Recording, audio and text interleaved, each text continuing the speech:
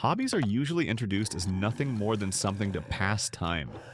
But when you choose them consciously, they are no longer just entertainment. They slowly become real tools for changing your brain, for transforming the way you think, your decisions, and the way you move through life from the foundation. Today, our focus is not on hobbies that only make you feel good.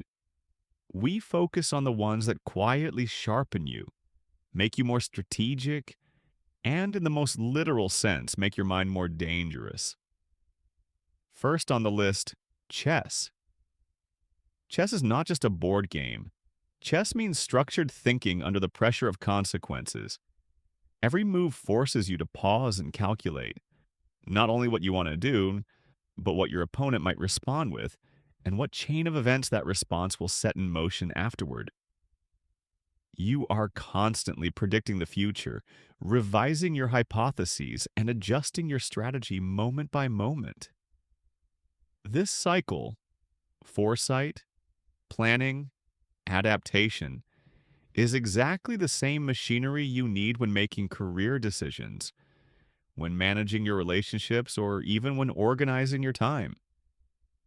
Chess silently teaches you to think beyond the present moment and to see the ripple effect of every decision before it happens. That single ability, Adina, seeing consequences before they occur, has unbelievable value in life. Next, reading. If I'm being honest, the single habit that permanently changed the direction of my thinking was reading. I didn't like it in school, but when you start choosing what you want to read, everything changes. It doesn't matter what you choose. You are absorbing years of thought and experience from another human in just a few hundred pages.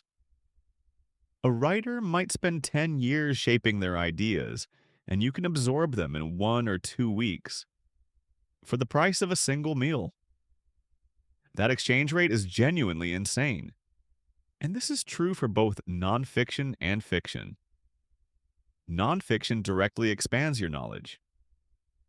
But story trains something else that is just as important: emotional intelligence. When you walk with characters through suffering, failure, pain, and growth, you are training empathy.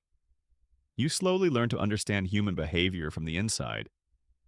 That ability, seeing the depth of people, is one of the most powerful social skills in the world.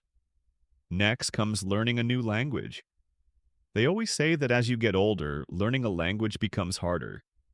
But that very difficulty is exactly what makes it neurologically valuable.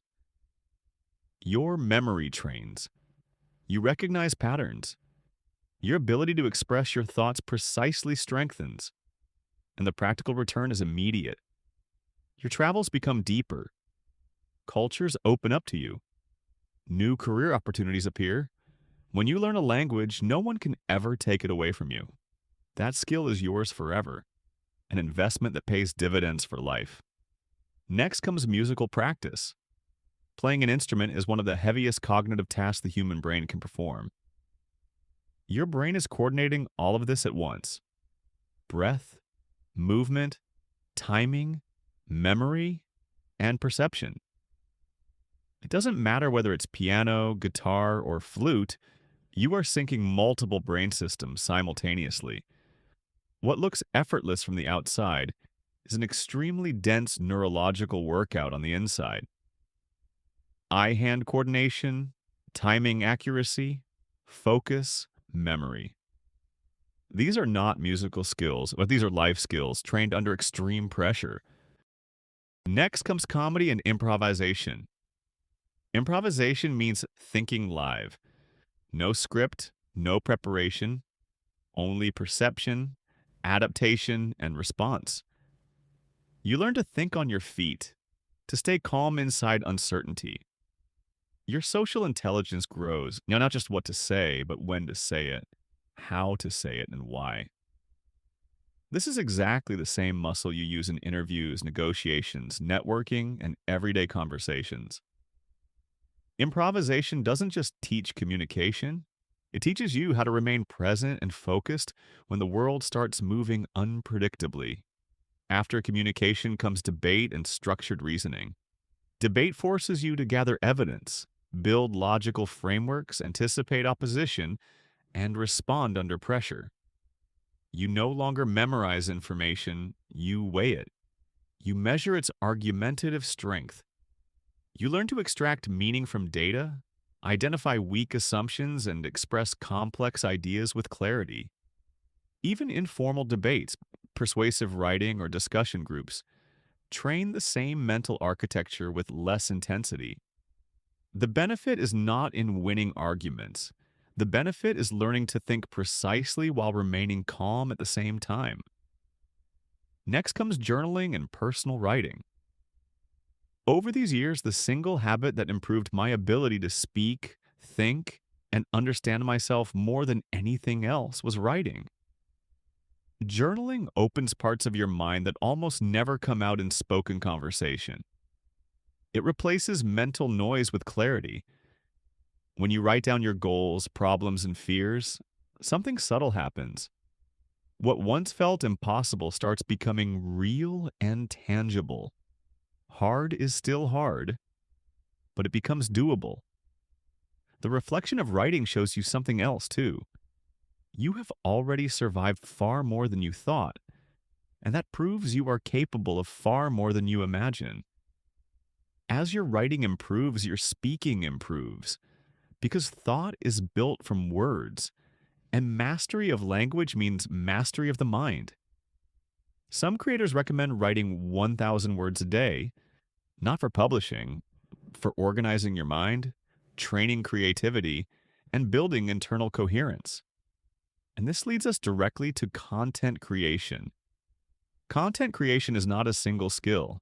It is a full integration of writing, storytelling, editing, communication, marketing, and perspective. When you create content about something you genuinely love, fashion, books, psychology, ideas, you are not just producing material, you are building trust in your own voice.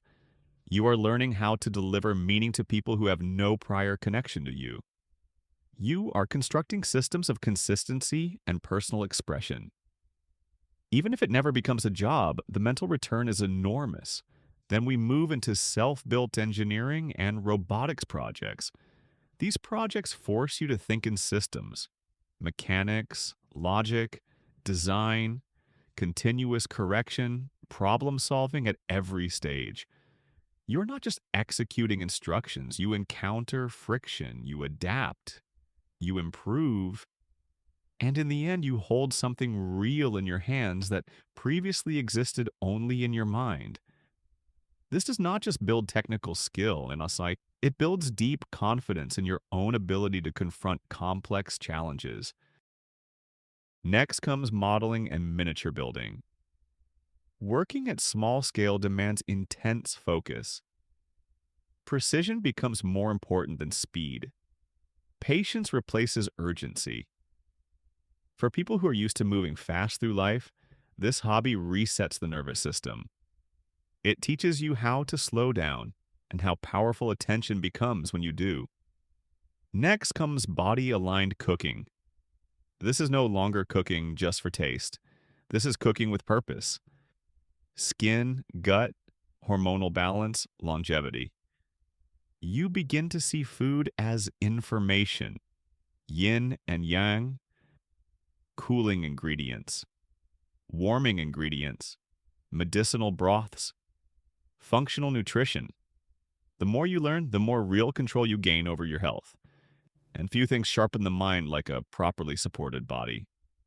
For those who want to go deeper, there are many resources, including books like How Not to Die. And the final one, rock climbing. In many ways, it is chess on a vertical wall. Every move is calculated. Distance, risk, reachability, feasibility. You are training spatial reasoning, problem solving, and body awareness at the same time. And the physical side multiplies the cognitive effect. More blood flow, more oxygen, sharper focus, stronger memory. All exercise contains versions of this through teamwork, multitasking under pressure, or strategic prediction. Movement itself is one of the most powerful cognitive enhancers. Today, we surveyed many of these domains. And of course, there are many more we didn't even touch. The point is not to start all of them at once, the point is to choose consciously. Because hobbies are not an escape from life, they are the training ground of the mind.